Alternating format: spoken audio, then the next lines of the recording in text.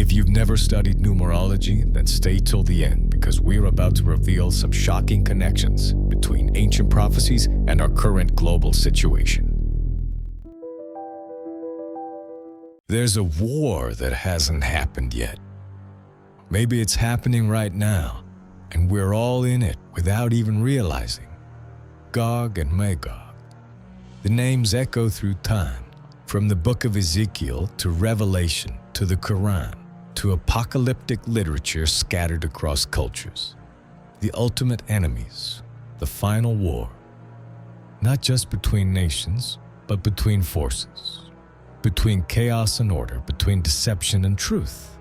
But who or what are Gog and Magog? For centuries, scholars, mystics, and military theorists have speculated.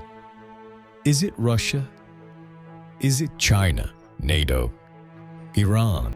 In fact, the book of Ezekiel explicitly mentions the involvement of Persia, modern-day Iran, in chapter 38. Some said it's symbolic, a spiritual war. Others insist it's a literal one. One thing is certain.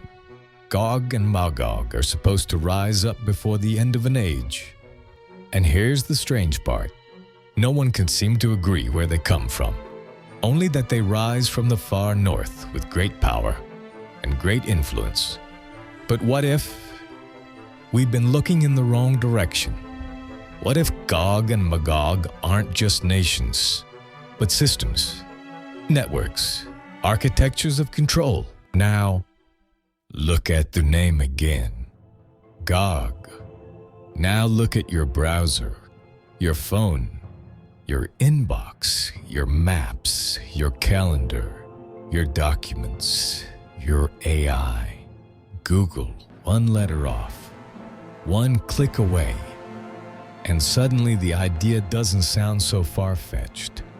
Google knows where you are, what you search, what you fear, what you desire. It predicts you. It suggests what you should think. In the book of Ezekiel, Gog is described as the head of a vast coalition, a prince of a people whose reach spans nations. Sound familiar? Every day, every search, every I agree clicked without reading. Now, here's where it gets weird. In Kabbalistic tradition, Gog is the force that precedes redemption, the energy that rises when the world has grown distant from truth. The idea that numbers carry meaning isn't new. It's ancient.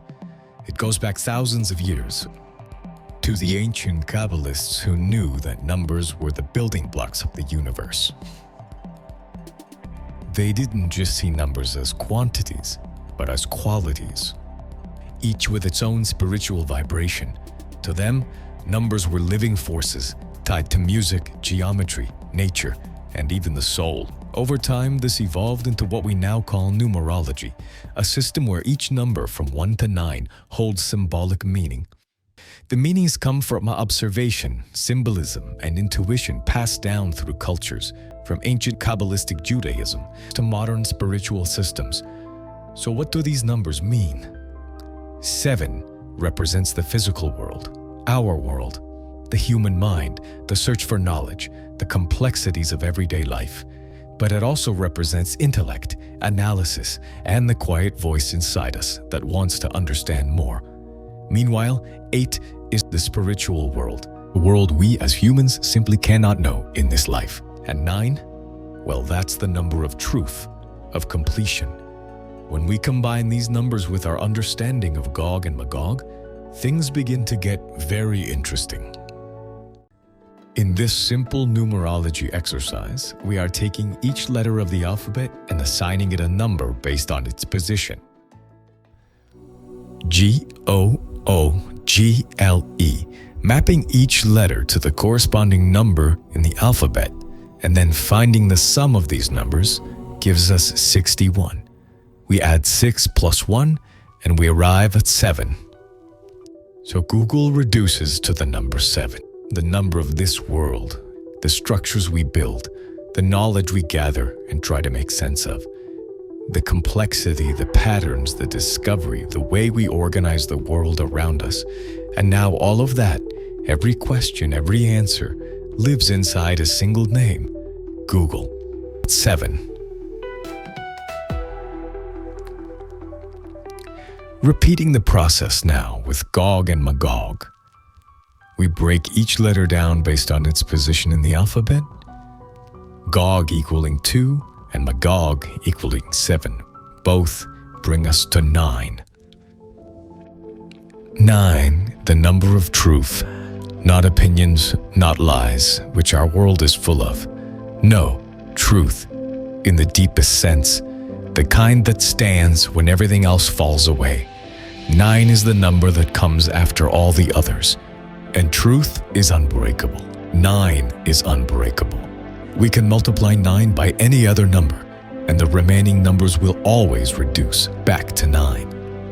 And Gog and Magog is destined to bring us to the truth.